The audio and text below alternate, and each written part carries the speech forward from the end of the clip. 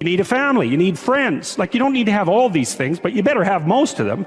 Family, friends, career, educational goals, plans for, time outside of work, attention to your mental and physical health, etc. That's what life is about. And if you don't have any of those things, well, then all you've got left is misery and suffering. So that's a bad deal for you. So, number one, specify your damn goals, because how are you going to hit something if you don't know what it is? That isn't going to happen.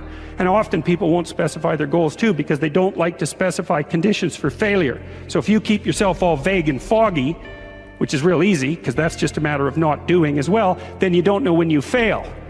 And people might say, well, I really don't want to know when I fail because that's painful. So I'll keep myself blind about when I fail. That's fine, except you'll fail all the time then. You just won't know it until you've failed so badly that you're done.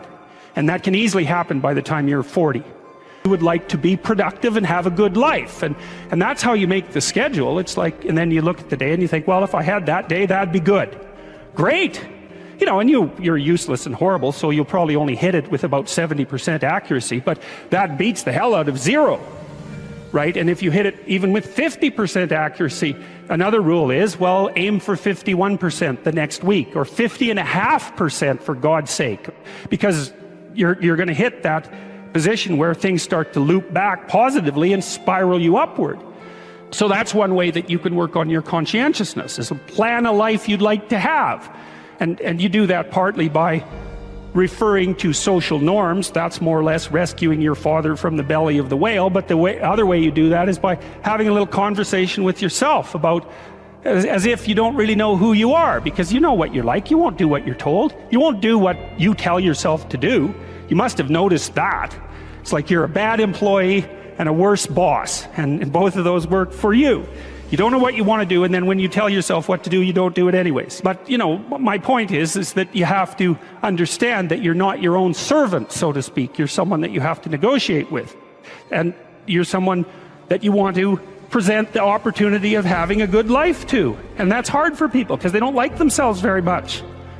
They're always like cracking the whip and then procrastinating, and cracking the whip and then procrastinating. And it's like, God, it's so boring and such a pathetic way of spending your time. And you know what that's like, because you probably waste like 6 hours a day.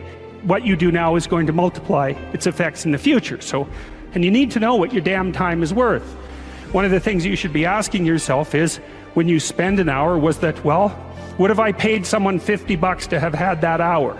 And if the answer is no, it's like, well, maybe you should do something else with your time. And it depends on whether or not you think that your time's worthwhile.